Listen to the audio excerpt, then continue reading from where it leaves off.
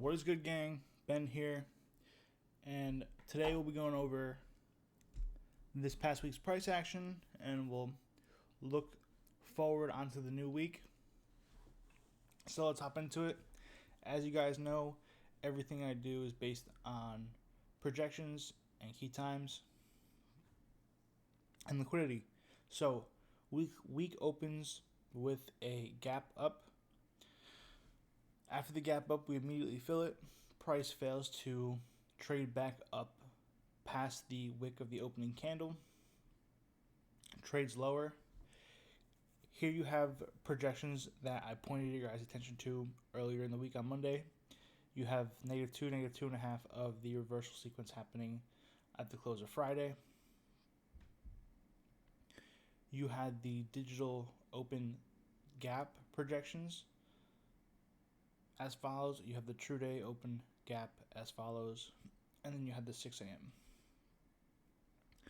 Now here, when I see all these nested projections like this is where I'll refine it, and will effectively be the area where I'm looking for my signatures at key times.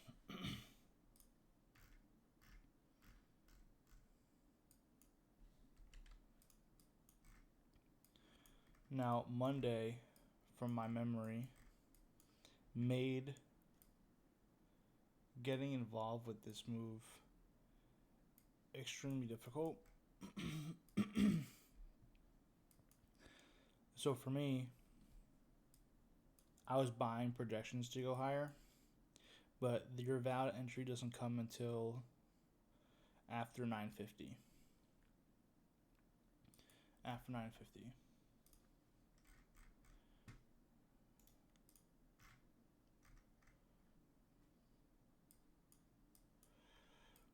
Okay.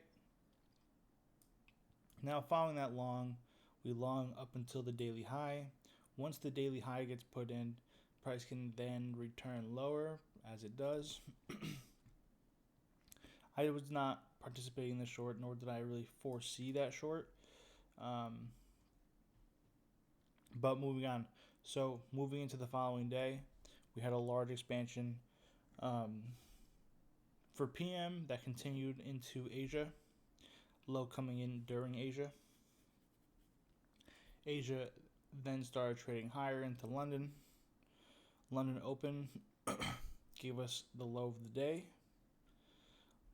Trade back down, taking out accumulated sell side, giving us a nice close above our breaker at 4 o'clock. New York Open. Pardon me, I might sound a little discombobulated. I lost my train of thought for taking that phone call. But let's hop back into it. Low of the day is put back down in London. New York session opens, runs the high of this range, runs the low of this range. Classic double purge. I believe it also ran all this swing low. So in New York, the 9:30 open ran all the failure swings in the market besides the low of the day, and then continued higher. Having missed that entry, the time to participate was in the PM, where I gave this fractal, confirmed this breaker, put in a new low in the fair value gap afterwards, then traded higher. This breaker was the one I referenced on Wednesday. We had session SMT at those lows. We had a consolidation overnight. Smooth highs, right? You look at this for the week. Friday PM highs. And you see this consolidation. I wanted to trade lower. My failure swings from the previous day were here.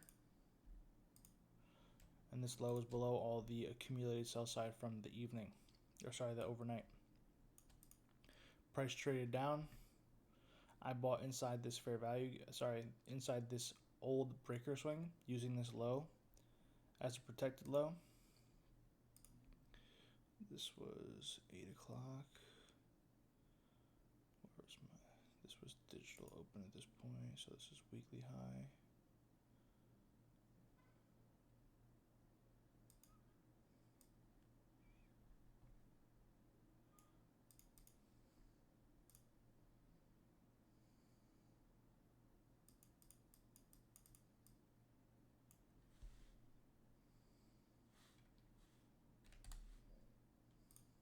Okay, so here was my framework. Using the projections of -4, -4.5 was still inside this protected low. So for me, this low was safe from manipulation. I bought inside this swing, looking to trade all the way higher up until following Friday's highs, but more into this accumulated buy stops that we have above us. Earnings came, I didn't get that. That was really the only valid long for the day. Moving on into Wednesday, overnight session gave us SMT at the lows.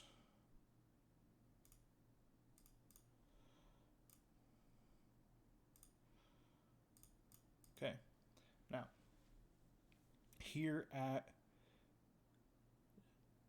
AM session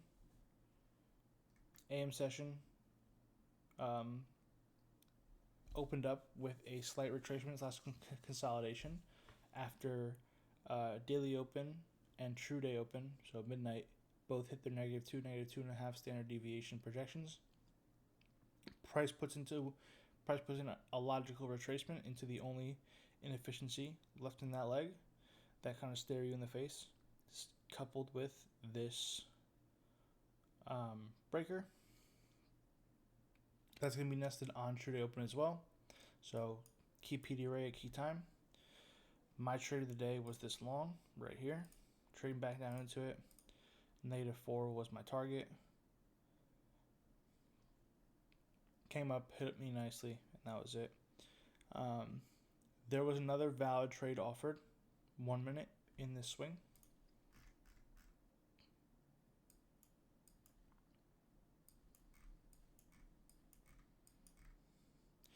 One-minute fractal off of true day open.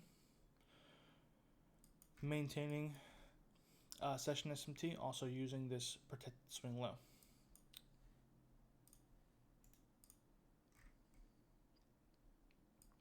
And then it was just riding that higher. Only inefficiency left in this price. Price retraced into it. Price didn't even retrace into the inefficiency here. Stay within this parent candle. PD array SMT at this fair value gap, and then close the day higher. All right, moving into Friday. Friday was a tricky day for me. We opened the day lower, really no manipulation, consolidated, moved lower. So honestly, when I saw this,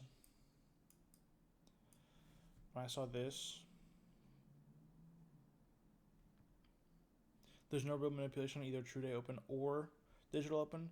So when I saw this leg and then 8:30 do this, I should have known that since we closed in a sweep, that we were looking at some sort of shorts. There was a 1 minute fractal that was playable right at the open. I did not, because I was looking for possibly like a retest on weekly open to take us longer.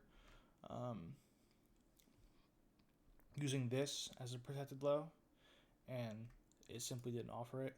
It was a 1 minute model or a 5 minute model. Once you close below here, you can retag it right there to the tick and ride it lower, or there was a 1 minute move on the 9:30 open that I simply watched print and didn't engage.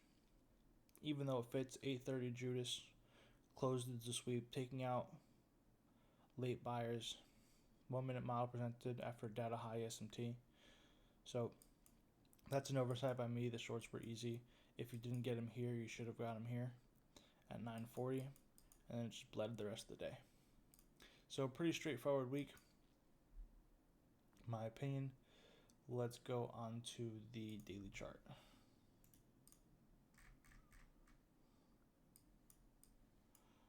Okay. So right now we have a new month.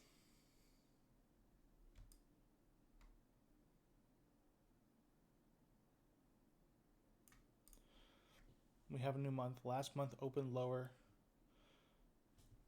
went higher, retested monthly open, and then had a bullish close. Last month, however, let's clean this up real quick. Hold on, I'm sorry.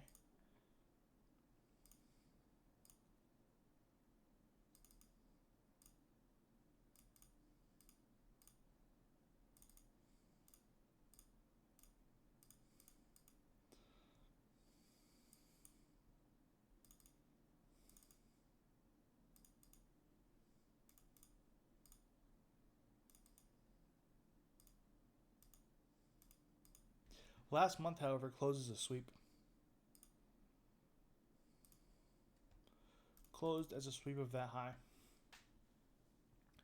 So I would be looking for possibly a monthly daily into this monthly for value gap.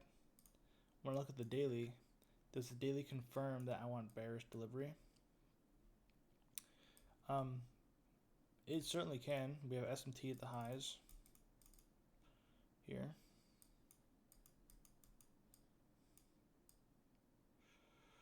Okay. This.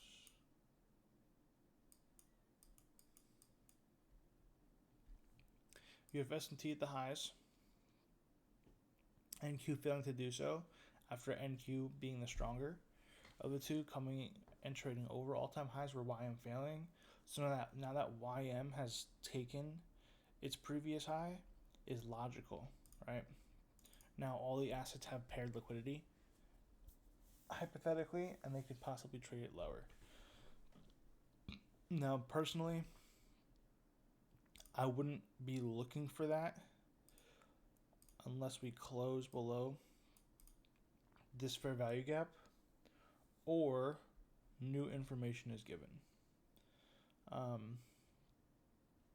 This being a devil's mark leads me to believe that this is manipulation back down after creating a new high. So this to me is liquidity pairing to send it higher. Now, if I get displacement tomorrow through this daily fair value gap, I'll look at these lows. And then these lows here that I looked at towards the end of last month before I got bullish again. All right, that's going to wrap it up. Y'all be good. Talk to you soon. Peace.